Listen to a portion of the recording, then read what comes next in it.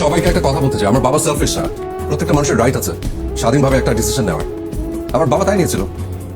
কারো যদি মনে হয় যে তার লাইফের বেটারমেন্টের জন্য, তার নেক্সট জেনারেশনের বেটারমেন্টের জন্য সে অন্য কোথাও সেটেল করবে, এটা ভুলটা কোথায়?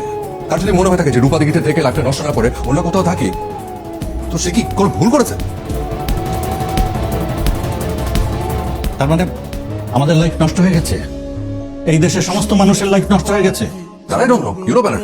But এটা তো ফ্যাক্ট আঙ্কেল, যে এখানকার থেকে আমেরিকার লাইফ থাউজেন্ড টাইমস বেটার। ও, এই জন্য তোমার বাবা আমাদের ছেড়ে চলে গেছে। আচ্ছা, আমাদের কথা না হয় ছেড়ে দিল, কিন্তু সে তার বাবা মাকে ছেড়ে চলে গেল। স্বার্থপর। জানো, তোমার বাবার শোকে শোকে বড় চাচা যেন ইন্তেকাল করছে। What? আমি বড়দের মুখে মুখে কথা বলা এবারের নিয়মে নেই, ঐতিহ্য না। তুমি সেই ঐতিহ্যকে, সেই নিয়মকে ভেঙেছ। কিন্তু দাদিমা, তুমি তোমার ইমোশন দিয়ে রিয়েলিটি জাজ করলে তো হবে না। তোমরা কখনো বাবার কথা ভেবেছো? বাবা তোমাকে মিস করে দাদিমা, তোমার জন্য কষ্ট পায়, প্রতিনিয়ত তোমার কথা বলে। আর তাছাড়া আমি এসে অনেক আসেনি তোমাকে নিয়ে যেতে। তুমি আমার সাথে যাবে, ব্যাস আমি তোমাকে নিয়ে নিউ ইয়র্কে যাবো।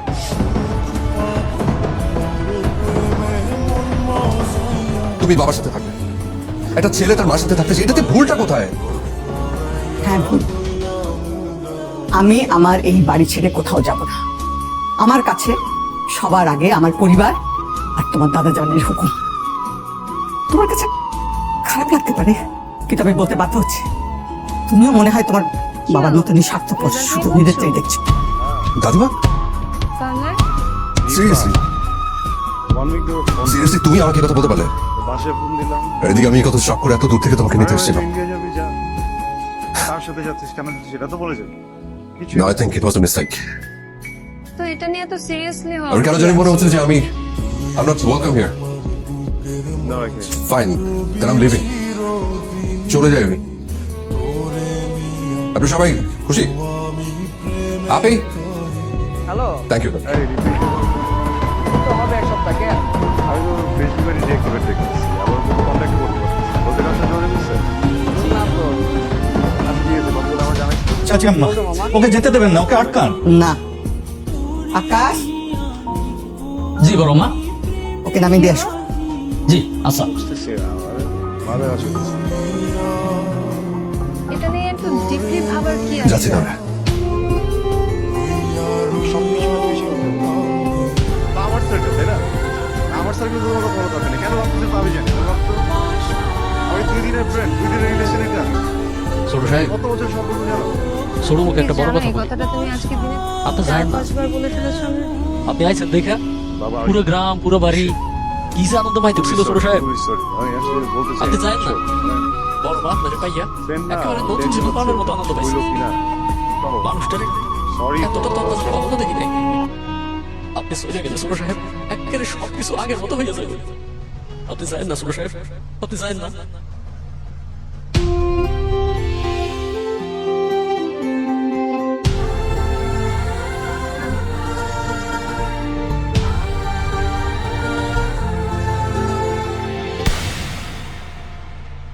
দাদু ভাই, ও দাদু ভাই, গাড়ি ঘোরাও। দাদু ভাই, গাড়ি ঘোরাও। গাড়ি ঘোড়া, গাড়ি ঘোড়া, গাড়ি ঘোড়া।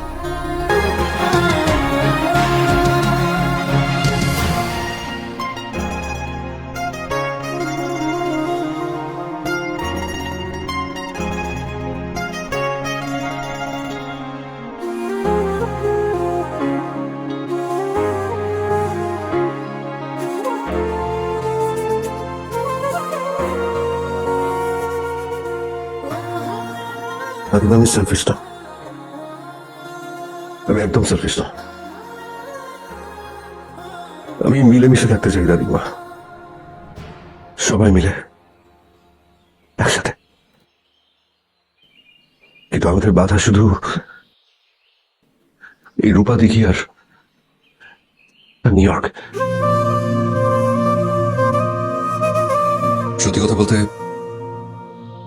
আমি ভেবেছিলাম শুধু আমার দাদিমাই ফ্যামিলির বাইরে আছে, কিন্তু ফ্যামিলির বন্ডিং যে এতটা স্ট্রং সেটা আমি একদম বুঝতে পারিনি। আমার অ্যাজমার প্রবলেম আছে।